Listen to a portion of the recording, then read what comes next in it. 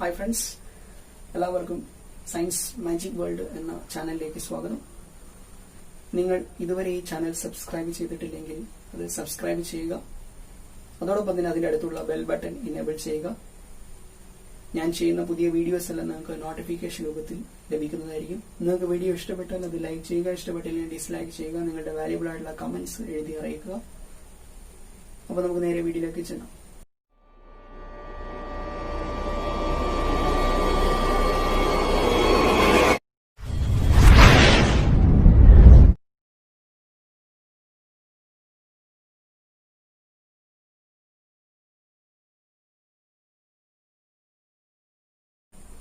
Hi friends,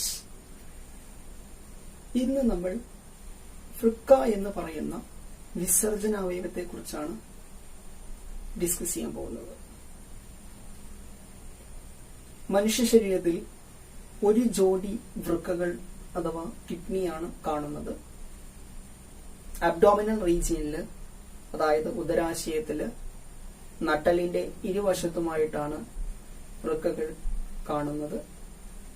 വൃക്കകളെ ആവരണം ചെയ്തുകൊണ്ട് ആവരണ സ്തരങ്ങളൊക്കെയുണ്ട്.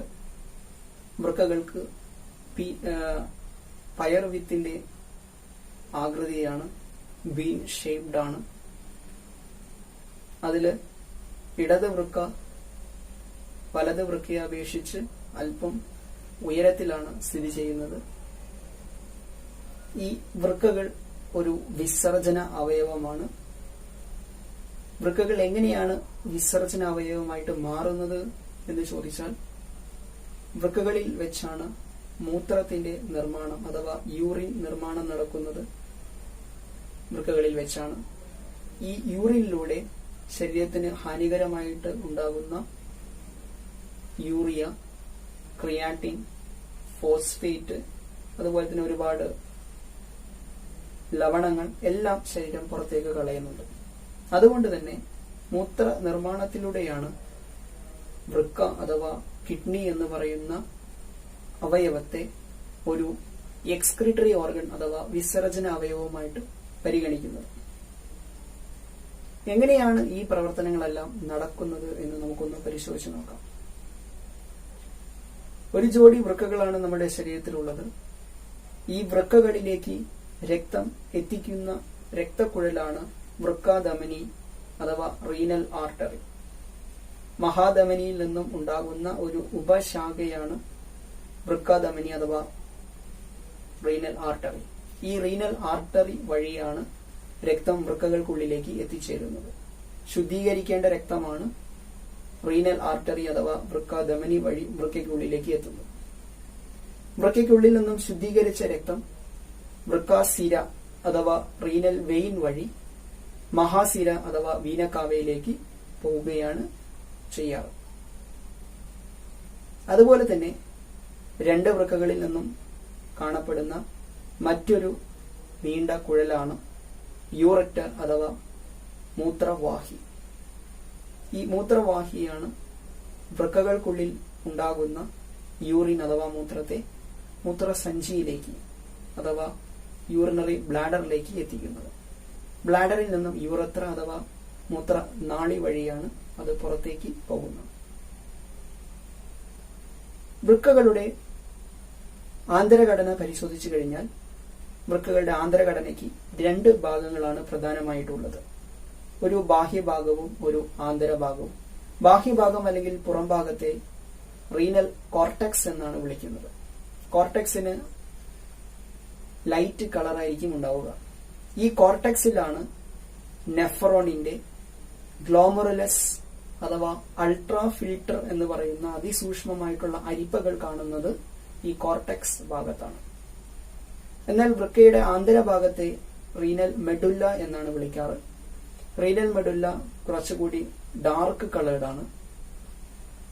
നെഫ്രോണിന്റെ നീണ്ട കുഴലുകൾ, ലോങ് ട്യൂബ്യൂൾസ് ഓഫ് നെഫ്രോൺ, അതിന്റെ പേര് റീനൽ ട്യൂബ്യൂൾ എന്നാണ്. അത്തരം ട്യൂബ്യൂളും അതുമായി ചേർന്നിട്ടുള്ള കളക്ടിംഗ് ഡക്റ്റ് അഥവാ ശേഖരണ നാഡിയും കാണപ്പെടുന്നത് ഈ മെഡുല്ല എന്ന് പറയുന്ന ഭാഗത്താണ്.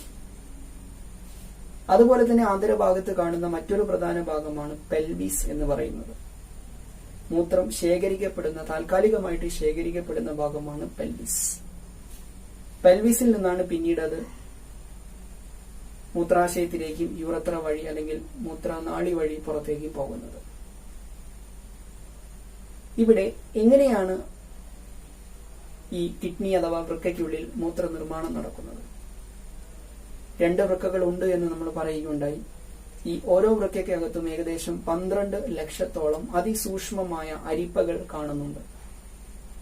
അൾട്രാ ഫിൽറ്റേഴ്സ് കാണാൻ സാധിക്കും. അത്തരം അൾട്രാ ഫിൽറ്റേഴ്സ് അല്ലെങ്കിൽ അതിസൂക്ഷ്മമായ അരിപ്പകളെ വിളിക്കുന്ന പേരാണ് നെഫ്രോൺ എന്നുള്ളത്. വൃക്കകളുടെ ഏറ്റവും ബേസിക് ആയിട്ടുള്ള സ്ട്രക്ചറൽ ആൻഡ് ഫങ്ഷണൽ യൂണിറ്റുകളാണ് നെഫ്രോൺ എന്ന് പറയുന്നത്. വൃക്കയുടെ ഘടനാപരവും ജീവധർമ്മപരവുമായ അടിസ്ഥാന ഭാഗങ്ങളാണ് നെഫ്രോൺ എന്ന് പറയുന്നത്. ഈ നെഫ്രോണുകളിൽ വെച്ചിട്ടാണ് യഥാർത്ഥത്തിൽ മൂത്രനിർമ്മാണം നടക്കുന്നത്. Urine formation it's actually happens in nephrons. അപ്പോൾ നെഫ്രോണിന്റെ ആന്തരിക ഘടന നമ്മൾ പഠിക്കേണ്ടതുണ്ട്. എങ്ങനെയാണ് നെഫ്രോണിന്റെ ആന്തരിക ഘടന ഉണ്ടാകുന്നത്, അല്ലെങ്കിൽ നമുക്കത് എങ്ങനെ കാണാൻ സാധിക്കും? മഹാധമനിയിൽ നിന്നും ആരംഭിക്കുന്ന ശാഖകളാണ് വൃക്കാധമനി അഥവാ റീനൽ ആർട്ടറി. ഈ റീനൽ ആർട്ടറിയാണ് വൃക്കകൾക്കുള്ളിലേക്ക് വരുന്നത്. റീനൽ ആർട്ടറി വൃക്കകൾക്കുള്ളിൽ എത്തിക്കഴിഞ്ഞാൽ റീനൽ ആർട്ടറിയിൽ നിന്നും മറ്റു ചില ശാഖകൾ ഉണ്ടാകുന്നു. അത്തരം ശാഖകളായിട്ട് കാണപ്പെടുന്ന രക്തക്കുഴലുകളെ വിളിക്കുന്ന പേരാണ് അഫറന്റ് വെസൽ. ഈ അഫറന്റ് വെസൽ എന്ന് പറയുന്ന രക്തക്കുഴലിന് ഉള്ളിലുള്ള വ്യാസം കൂടുതലായിരിക്കും. അഫറന്റ് വെസലിന്റെ ഏറ്റവും അവസാന ഭാഗത്ത് ഒരുപാട് ചെറിയ ചെറിയ അതിസൂക്ഷ്മമായിട്ടുള്ള ലോമികകൾ കാണുന്നുണ്ട്. ഈ അഫറന്റ് വെസലിന്റെ അഗ്രഭാഗത്ത് കാണുന്ന അല്ലെങ്കിൽ രൂപപ്പെടുന്ന ഇത്തരം ലോമികകളുടെ കൂട്ടത്തെയാണ് ഗ്ലോമറുലസ് എന്ന് വിളിക്കുന്നത്, അഥവാ അൾട്രാ ഫിൽറ്റേഴ്സ് എന്ന് പറയും. ഈ ഗ്ലോമറുലസിൽ വെച്ചിട്ടാണ് മൂത്രനിർമ്മാണത്തിന്റെ ഏറ്റവും പ്രധാനപ്പെട്ട ഘട്ടമായിട്ടുള്ള സൂക്ഷ്മ അരിക്കൽ അഥവാ അൾട്രാ ഫിൽട്രേഷൻ നടക്കുന്നത്. പിന്നീട് ഈ ഗ്ലോമറുലസിൽ നിന്നും മറ്റൊരു രക്തക്കുഴൽ പുറത്തേക്ക് പ്രവഹിക്കുന്നുണ്ട്. അതിന്റെ ഉൾവ്യാസം അഫറന്റ് വെസലിനെ അപേക്ഷിച്ച് വളരെ കുറവായിരിക്കും.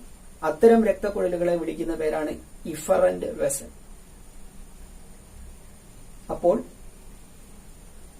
റീനൽ ആർട്ടറി അഥവാ വൃക്കാധമനിയിൽ നിന്നും എഫറന്റ് വെസൽ ഉണ്ടാകുന്നു. എഫറന്റ് വെസലിന്റെ ഉൾവ്യാസം കൂടുതലാണ്. എഫറന്റ് വെസലിന്റെ അഗ്രഭാഗത്ത് കാണപ്പെടുന്ന അതിസൂക്ഷ്മമായിട്ടുള്ള ലോമികളുടെ കൂട്ടമാണ് ഗ്ലോമറുലസ്. അവിടെ വെച്ചിട്ടാണ് സൂക്ഷ്മ അരിക്കൽ എന്ന് പറയുന്ന പ്രക്രിയ നടക്കുന്നത്, അല്ലെങ്കിൽ രക്തത്തിന്റെ ശുദ്ധീകരണം നടക്കുന്നത്. ഈ ഗ്ലോമറുലസിൽ നിന്നും പുറത്തേക്ക് പ്രവഹിക്കുന്ന ഉൾവ്യാസം കുറഞ്ഞ രക്തക്കുഴലുകളാണ് ഇഫറന്റ് വെസൽ എന്ന് പറയുന്നത്. ഈ ഗ്ലോമറുലസിന് ചുറ്റും ഒരു കപ്പിന്റെ ആകൃതിയിലുള്ള ഇരട്ട സ്ഥലത്തോടു കൂടിയ ഒരു ആവരണം കാണുന്നുണ്ട്. അത്തരം ആവരണത്തെ വിളിക്കുന്ന പേരാണ് ബൗമൻസ് ക്യാപ്സ്യൂൾ എന്നുള്ളത്. ഈ ബൗമൻസ് ക്യാപ്സ്യൂളിന്റെ 2 ഭിത്തികൾക്കുമിടയിൽ ഒരു വിടവുണ്ട്. ആ വിടവിനെ വിളിക്കുന്ന പേരാണ് ക്യാപ്സുലാർ സ്പേസ് എന്നുള്ളത്. പിന്നീട് ഈ ബൗമൻസ് ക്യാപ്സ്യൂളിൽ നിന്ന് ഒരു നീണ്ട കുഴൽ താഴേക്ക് പോകുന്നതായിട്ട് കാണാൻ സാധിക്കും. അത്തരം കുഴൽ സംവിധാനങ്ങളെ വിളിക്കുന്ന പേരാണ് വൃക്കാനളിക അഥവാ റീനൽ ട്യൂബ്യൂൾ എന്ന് പറയുന്നത്. റീനൽ ട്യൂബ്യൂളിന്റെ അഗ്രഭാഗത്തായിട്ട് കാണുന്ന ഭാഗമാണ് കളക്ടിംഗ് ഡക്ട് അഥവാ ശേഖരണ നാളി. ഈ ശേഖരണ നാളിയുടെ അഗ്രഭാഗത്താണ് പെൽവിസ് എന്ന് പറയുന്ന നേരത്തെ നമ്മൾ സൂചിപ്പിച്ച ഭാഗം കാണുന്നത്. അതുപോലെ തന്നെ ഇഫറന്റ് വെസലിൽ നിന്നും വൃക്കാനളികയ്ക്ക് ചുറ്റുമായിട്ട് കാണപ്പെടുന്ന മറ്റ് രക്തലോമികളുടെ ശാഖകളെ വിളിക്കുന്ന പേരാണ് ബാഹ്യനളിക ലോമിക ജാലം അഥവാ പെരിട്യൂബുലാർ കാപ്പിലറീസ്. ഈ പെരിട്യൂബുലാർ കാപ്പിലറീസ് അല്ലെങ്കിൽ ബാഹ്യനളിക ലോമിക ജാലം ആരംഭിക്കുന്നത് ഇഫറന്റ് വെസലിൽ നിന്നാണ്. അത് കാണപ്പെടുന്നത് വൃക്കാനളികയ്ക്ക് ചുറ്റുമാണ്. പിന്നീട് ഈ ബാഹ്യനളിക ലോമിക ജാലത്തിന്റെ അവസാന ഭാഗങ്ങൾ റീനൽ വെയിനുമായിട്ട് അല്ലെങ്കിൽ വൃക്കാസിരയുമായിട്ട് ബന്ധപ്പെടുന്നുണ്ട്. അത് പിന്നീട് വൃക്കാസിരയിലൂടെ മഹാസിരയിലേക്ക് പോവുകയാണ് ചെയ്യാറ്. സോ ഇത്തരത്തിലാണ് നെഫ്രോണിന്റെ ആന്തരഘടന കാണപ്പെടുന്നത്. അതിന്റെ ചിത്രീകരണം വളരെ ഇമ്പോർട്ടന്റ് ആണ്. ഇനി എങ്ങനെയാണ് ഇവിടെ പ്രവർത്തനങ്ങൾ നടക്കുന്നത് എന്ന് നമുക്ക് നോക്കാം. വൃക്കാധമനിയിലൂടെ ശുദ്ധീകരിക്കപ്പെടേണ്ട രക്തം വൃക്കകൾക്കുള്ളിലേക്ക് പ്രവേശിക്കുന്നു. വൃക്കാധമനിയിൽ നിന്നുണ്ടാകുന്ന ശാഖകളായിട്ടുള്ള എഫറന്റ് വെസലിലേക്കാണ് ആദ്യം രക്തം എത്തിച്ചേരുന്നത്. എഫറന്റ് വെസലിലൂടെ രക്തം എത്തിച്ചേരുന്നത് എഫറന്റ് വെസലിന്റെ അഗ്രഭാഗത്ത് കാണുന്ന ഗ്ലോമറുലസുകളിലാണ്. ഗ്ലോമറുലസിൽ വെച്ച് രക്തത്തിന്റെ ശുദ്ധീകരണം നടക്കും. അങ്ങനെ ശുദ്ധീകരിച്ച രക്തമാണ് പിന്നീട് ഇഫറന്റ് വെസല് വഴി പെരിട്യൂബുലാർ കാപ്പിലറി അഥവാ ബാഹ്യനളിക ലോമിക ജാലത്തിലൂടെയെല്ലാം സഞ്ചരിച്ച് റീനൽ വെയിൻ അഥവാ വൃക്ക സിരയിലൂടെ മഹാസിരയിലേക്ക് പോകുന്നത്. അതേസമയം തന്നെ ഈ ഗ്ലോമറുലസിന്റെ ഭാഗത്ത് രക്തത്തെ ശുദ്ധീകരിക്ക് കഴിഞ്ഞതിനു ശേഷമുള്ള മാലിന്യം അവിടെ അടിഞ്ഞുകൂടുന്നുണ്ട്. ആ മാലിന്യത്തെ നമ്മൾ വിളിക്കുന്ന പേരാണ് ഗ്ലോമറുലാർ ഫിൽട്രേറ്റ് അഥവാ GF എന്ന് പറയും. ഈ ഗ്ലോമറുലാർ ഫിൽട്രേറ്റ് പിന്നീട് ബൊമൻസ് ക്യാപ്സൂളിനുള്ളിലൂടെ വൃക്ക നളികയിലേക്ക് അഥവാ റീനൽ ട്യൂബുകളിലേക്ക് പ്രവേശിക്കുകയും റീനൽ ട്യൂബുകളിലൂടെ അത് അവസാനം കളക്ടിംഗ് ഡക്റ്റിലേക്ക് എത്തുകയും കളക്ടിംഗ് ഡക്റ്റിലേക്ക് എത്തുമ്പോഴേക്കും അത് മൂത്രമായിട്ട് യൂറിനായിട്ട് മാറുകയും ചെയ്യുന്നുണ്ട്. ആ പ്രവർത്തനമാണ് ഇനി നമ്മൾ പറയാൻ പോകുന്നത്. എങ്ങനെയാണ് വൃക്കകളിൽ മൂത്രനിർമ്മാണം നടക്കുന്നത്? മൂത്രനിർമ്മാണത്തിൽ പ്രധാനമായിട്ടും 3 ഘട്ടങ്ങളാണുള്ളത്. ഒന്നാമത്തെ ഘട്ടത്തെ വിളിക്കുന്ന പേരാണ് അതിസൂക്ഷ്മ അരിക്കൽ അല്ലെങ്കിൽ സൂക്ഷ്മ അരിക്കൽ, അൾട്രാ ഫിൽട്രേഷൻ. രണ്ടാമത്തെ ഘട്ടമാണ് റീഅബ്സോർപ്ഷൻ ആൻഡ് സെക്രീഷൻ, പുനരാകിരണവും സ്രവണവും. മൂന്നാമത്തെ ഘട്ടമാണ് ജലത്തിന്റെ ആകിരണം അഥവാ വാട്ടർ അബ്സോർപ്ഷൻ. നമുക്ക് ഓരോ ഘട്ടമായിട്ട് പരിശോധിച്ച് നോക്കാം. ഒന്നാമത്തെ ഘട്ടം എന്ന് പറയുന്നത് സൂക്ഷ്മ അരിക്കലാണ് അല്ലെങ്കിൽ അൾട്രാ ഫിൽട്രേഷൻ ആണ്. അത് നടക്കുന്നത് ഗ്ലോമറുലസിൽ വെച്ചാണ്. അവിടെ എന്താണ് സംഭവിക്കുന്നത് എന്ന് നോക്കാം. മഹാധമനിയിലൂടെ ശുദ്ധീകരിക്കപ്പെടേണ്ട രക്തം വൃക്കാധമനിയിലേക്ക് എത്തുന്നു. വൃക്കാധമനിയിൽ നിന്നും അത് എഫറന്റ് വെസലിൽ എത്തുന്നു. എഫറന്റ് വെസലിന്റെ ഉൾവ്യാസം കൂടുതലാണ്. എഫറന്റ് വെസലിലൂടെ അത് എത്തിച്ചേരുന്നത് ഗ്ലോമറുലസ് എന്ന് പറയുന്ന ഭാഗത്താണ്. ഗ്ലോമറുലസിൽ നിന്നും ആരംഭിക്കുന്ന മറ്റു കുഴലാണ് ഇഫറന്റ് വെസൽ എന്ന് പറയുന്നത്. ഇഫറന്റ് വെസലിന്റെ ഉള്ളിലുള്ള വ്യാസം കുറവാണ്. അതുകൊണ്ട് കൂടുതൽ രക്തം ഗ്ലോമറുലസ് വരികയും അവിടെ നിന്ന് കുറഞ്ഞ അളവിലാണ് രക്തം ബാക്കി ഭാഗങ്ങളിലേക്ക് പോകുന്നത്. അതായത് ഗ്ലോമറുലസിന്റെ ഉള്ളിൽ ഒരു മർദ്ദം ഉണ്ടാകുന്നുണ്ട്. ഈ മർദ്ദമാണ് സൂക്ഷ്മ അരിക്കൽ എന്ന് പറയുന്ന പ്രക്രിയ നടക്കാനുള്ള കാരണം. ഇങ്ങനെ സൂക്ഷ്മ അരിക്കൽ അഥവാ അൾട്രാ ഫിൽട്രേഷൻ എന്ന് പറയുന്ന പ്രക്രിയ ഗ്ലോമറുലസിൽ നടക്കുകയും രക്തത്തിന്റെ ശുദ്ധീകരണം നടക്കുകയും ചെയ്യുന്നു. ശുദ്ധീകരിച്ച രക്തം ഇഫറന്റ് വെസലിലൂടെ പെരിട്യൂബുലാർ കാപ്പിലറിയിലൂടെ അല്ലെങ്കിൽ ബാഹ്യനളിക ലോമിക ജാലത്തിലൂടെ തിരിച്ച് റീനൽ വെയിൻ വഴി വീനകാവയിലേക്ക് അല്ലെങ്കിൽ മഹാസിരയിലേക്ക് പോകുന്നു. എന്നാൽ അവിടെ ശുദ്ധീകരിച്ച് കഴിഞ്ഞതിന് ശേഷം ആ രക്തത്തിലുള്ള വേസ്റ്റ് മെറ്റീരിയൽസ് അല്ലെങ്കിൽ അരിച്ച് കഴിഞ്ഞ ശേഷമുള്ള ബാക്കി വസ്തുക്കൾ ആ ബൊമൻസ് ക്യാപ്സൂളിന്റെ ഇടയിലുള്ള ക്യാപ്സുലാർ സ്പേസ് എന്ന് പറയുന്ന സ്ഥലത്ത് അടിഞ്ഞുകൂടുന്നുണ്ട്. അങ്ങനെ അതിസൂക്ഷ്മ അരിക്കൽ എന്ന് പറയുന്ന പ്രക്രിയ നടന്നു കഴിഞ്ഞ ശേഷം ഈ ക്യാപ്സുലാർ സ്പേസിൽ ഉണ്ടാകുന്ന വസ്തുക്കളെയെല്ലാം ചേർത്ത് വിളിക്കുന്ന പേരാണ് ഗ്ലോമറുലാർ ഫിൽട്രേറ്റ് അഥവാ GF. ഈ ഗ്ലോമറുലാർ ഫിൽട്രേറ്റിൽ ഗ്ലൂക്കോസ്, ലവണങ്ങൾ, sodium, potassium, calcium, creatine, urea, phosphate ഇങ്ങനെ ഒരുപാട് പദാർത്ഥങ്ങൾ കാണുന്നുണ്ട്. ഇതാണ് ഒന്നാമത്തെ ഘട്ടം എന്ന് പറയുന്നത്. ഇനി രണ്ടാമത്തെ ഘട്ടമാണ് റീഅബ്സോർപ്ഷൻ ആൻഡ് സെക്രീഷൻ, പുനരാകിരണവും സ്രവണവും. അത് എന്താണ് എന്ന് നോക്കാം. ക്യാപ്സുലാർ സ്പേസിൽ ഉണ്ടായിട്ടുള്ള ഗ്ലോമറുലാർ ഫിൽട്രേറ്റ് രണ്ടാമത്തെ ഘട്ടത്തിൽ ബൊമൻസ് ക്യാപ്സൂളിലേക്ക് പ്രവേശിക്കുകയും ബൊമൻസ് ക്യാപ്സൂളിലൂടെ അത് വൃക്കാനളിക അഥവാ റീനൽ ട്യൂബ്യൂളിലേക്ക് എത്തുകയും ചെയ്യുന്നു. ഈ റീനൽ ട്യൂബ്യൂളിലൂടെ ഗ്ലോമറുലാർ ഫിൽട്രേറ്റ് സഞ്ചരിക്കുന്ന സമയത്താണ് പുനരാകിരണവും സ്രവണവും നടക്കുന്നത്. അതായത് ഈ ഗ്ലോമറുലാർ ഫിൽട്രേറ്റിൽ ഉള്ള ശരീരത്തിന് ആവശ്യമുള്ള വസ്തുക്കളായിട്ടുള്ള ഗ്ലൂക്കോസ്, അമിനോ ആസിഡ് എന്നീ വസ്തുക്കളുടെ 100% ആകിരണവും വൃക്കാനളികയിൽ നിന്നും അതിനു ചുറ്റുമുള്ള ബാഹ്യനളിക ലോമിക ജാലത്തിലേക്ക് നടക്കുന്നു. ഈ പ്രവർത്തനമാണ് റീഅബ്സോർപ്ഷൻ അഥവാ പുനരാകിരണം എന്ന് പറയുന്നത്.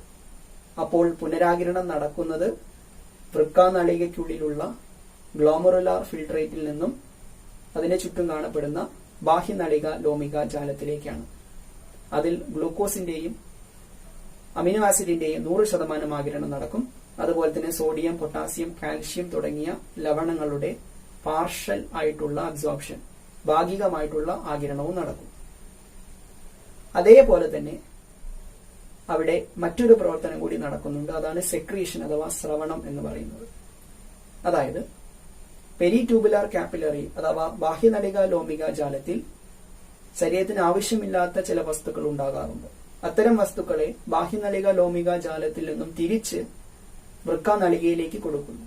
അത്തരം പ്രവർത്തനമാണ് സ്രവണം അഥവാ സെക്രീഷൻ എന്ന് പറയുന്നത്. അത് പ്രധാനമായിട്ടും ഹൈഡ്രജൻ അയോൺസ്, അതുപോലെ തന്നെ ക്രിയാറ്റിൻ, യൂറിയ, അതുപോലെ തന്നെ സോഡിയം ഇങ്ങനെയുള്ള ചില ലവണങ്ങളാണ് ബാഹ്യനളിക ലോമിക ജാലത്തിൽ നിന്നും അല്ലെങ്കിൽ പെരിട്യൂബുലാർ കാപ്പിലറിയിൽ നിന്നും വൃക്കാനളിക അഥവാ റീനൽ ട്യൂബ്യൂളിലേക്ക് തിരിച്ചു കൊടുക്കുന്നത്. ആ പ്രവർത്തനമാണ് സ്രവണം എന്ന് പറയുന്നത്. ഇതാണ് രണ്ടാമത്തെ ഘട്ടം.